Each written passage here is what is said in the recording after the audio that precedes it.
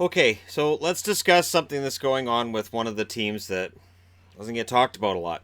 And what's funny is that this is a situation that is getting some press, but I don't think it's getting as much as it should be. So both Panarin and Bobrovsky have said, yeah, so we're done talking contract because training camp's opened. We're done. Jarmo Kekalainen saying, no, we don't have that deadline. So it's going to be interesting to see how this works. If the team says we're done talking about, or we're not done talking about this, and the players are like, yeah, we are, how does that work? Does he call the agent, and the agent says, on my client's recommendation, I cannot discuss this with you? Does he really, if Kekalainen says, look, I'm willing to give Panarin $9 million a year, does he hang up the phone? So it's going to be interesting to see what happens there because Columbus is coming off of the first time ever that they've won 2 years in a row and got into the Stanley Cup playoffs twice in a row, and they want to make it three, and they want to start a winning tradition, and maybe win a round. And I'm not saying that to be sarcastic. I'm saying it because hey, they need it. They need to win a round. So what's interesting about this is you got Bobrovsky, who's the undeniable starter, and he's had two Vezina trophies in his 6 years there. And you've got Panarin, who's their offensive leader on the team. Artemi Panarin came in out of Chicago. The expectation was that, well, without Kane, he's not going to be as good. Guess what? Kane wasn't as good without him. So we found out that Panarin was really just as beneficial to Kane as Kane was for him. And now we're in a situation where does Columbus trade them? Probably not. We've started camp. Clearly, Kekalainen wants to keep this team together. And yet there have been rumors of Bobrovsky wanting $11 million. That's too much money. That's crazy. I could understand. I might be able to understand 9.5, based on the Vezinas, but once you get into that, a lot like 11 million, that's crazy money for a goaltender. And goaltending is one of those things. Do you put a ton of money into your goaltending if you've got a Vezina level goalie, or do you put that money elsewhere and just let that Vezina level goalie walk? It is a really, really insanely tricky thing to do. And now Kekalainen is left in the position where he has to deal with it. Now, at least he's got a coach behind the bench who's a veteran and should be able to prevent that from being much of a distraction. But it's got to become a distraction at some point. If it was just Bobrovsky, if it was just Panarin, fine. But these are two key pieces of the team that are both unrestricted next summer. And when asked, is this your last year in Columbus, Bobrovsky's answer was, we'll see. When asked about this, what does Panarin say? Oh, I love being in Columbus. I don't know if I want to be there long term. I hope the fans remain loyal to the team. That sounds like a guy who's leaving. I hope the fans remain loyal after I've said goodbye.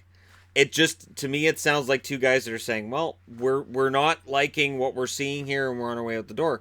And if that happened, how far back does that push the Blue Jackets? The Blue Jackets have been good, not great. That's why they get knocked out in the first round. They're a good team. They're a playoff team.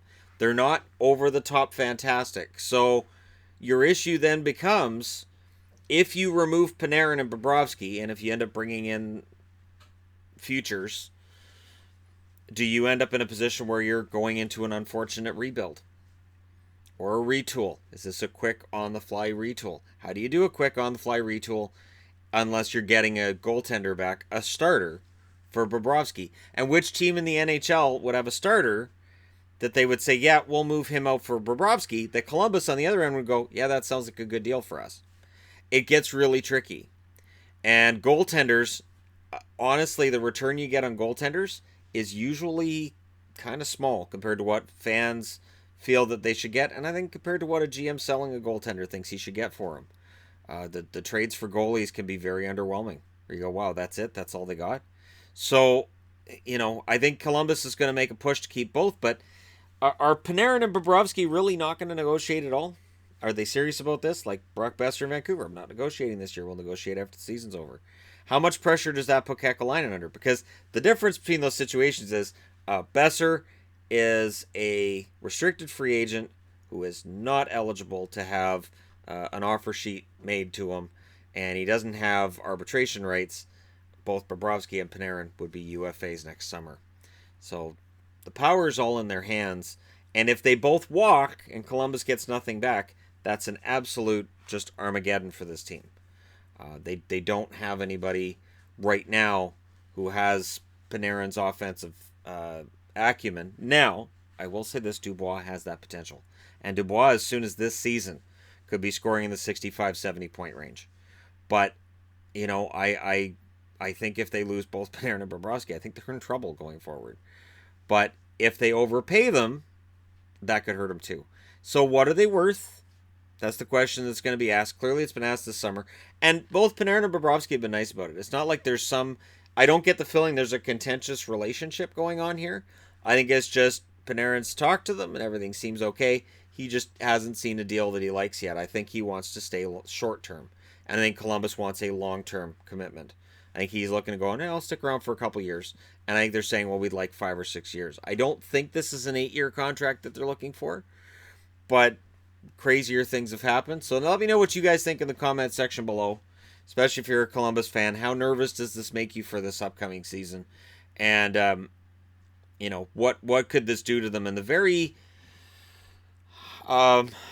tightly packed Metro Division? And I get the feeling it's going to be kind of tightly packed, especially in the first half of the season again this year. Remember, for a great portion of last year, there was maybe, 5 points between first and 8th place. So if this does become any kind of distraction, if they go on any kind of a losing streak, it could mean playoffs.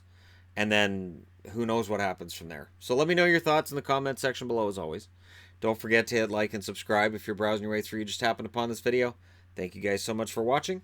I'll talk to you again soon.